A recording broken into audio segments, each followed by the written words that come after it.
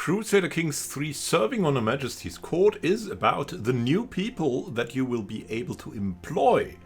For example, the court physician, well, that's the Aptitude is new. Bodyguard, food taster, court gardener, and the magnificent Jester. And let's not forget, there will be some traditional titles added to regional courts like Master of the Hunt, Master of the Horse, or for example the Keeper of the Swans in England. It's all gonna be Crusader Kings 2 comes back, but not all of it because it needs to be relevant this time. And there's a new thing that's called Aptitude. It tells you how apt, in the opinion of the game, a specific person is for a job you want to hire them in. Because for the jobs, there might be a combination of attributes that says how good people are, and even mixed in traits.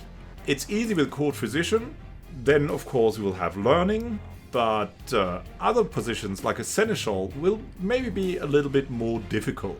Aptitude is measured in a scale of 5 steps ranging from terrible to excellent. The higher the aptitude, the greater the benefit. For example, a seneschal.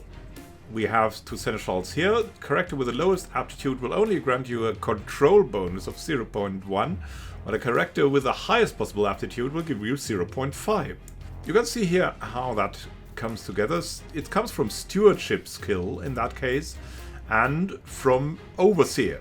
Then there's the matter of the salary. This time you will pay the salary out of your own pocket. You have to be a little bit careful. It's not much which they will get, but it's something, and that something can be too much. If you employ too many people, it will be costly. Too many people in a small court with low income is a risky thing to have.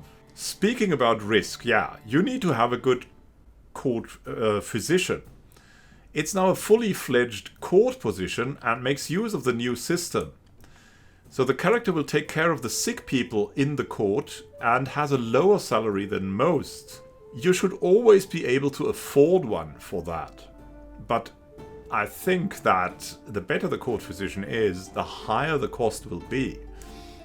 And that's something new. You will also get court grandeur if you have a very skilled physician.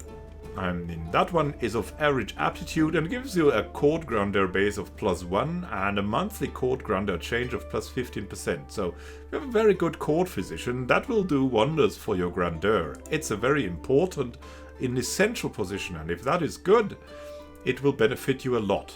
Then people that get more are the very important bodyguards.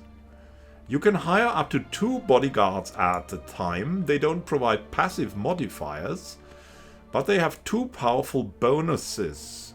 They can prevent assassination attempts and reduce the risks of participating in battles as long as both of you and the bodyguard partake in the same battle.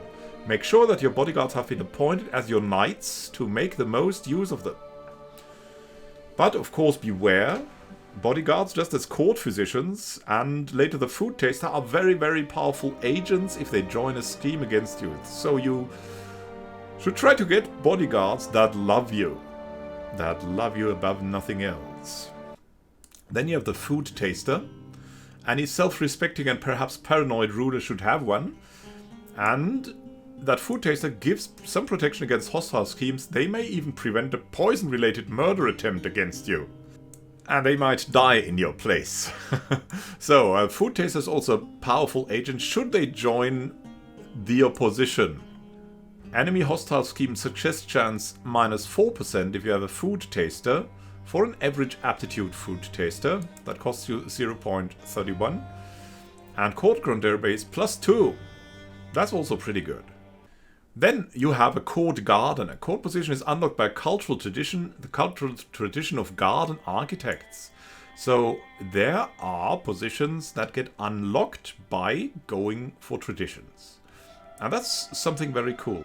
They provide a passive opinion bonus for your courtiers and guests because who doesn't appreciate a well-tended garden? Depending on their skill, a significant bonus to their development growth in the realm capital, because they might oversee more than the garden.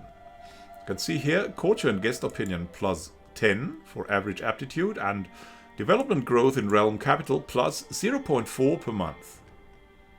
That's pretty significant.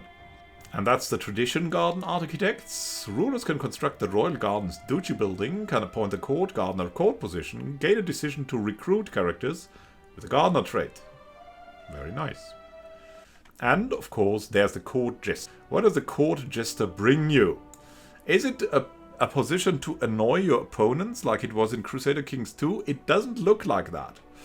It looks like, I mean, -12 here gives a slight hint that the jester may be neutral towards you, but maybe they will have some jokes where you'll be a protagonist in, so better be careful, right? So court grandeur base is increased by 1, and monthly court grandeur change is increased by 15% if you have an average aptitude court jester, and they are, with 0.31 per month, they are okay. The court gardener costs double, 0.62 per month. Bodyguard also 0.62 per month, also a very important position, bodyguard. Seems essential. Seems essential to me, just like the court physician. And this is how the court jester looks.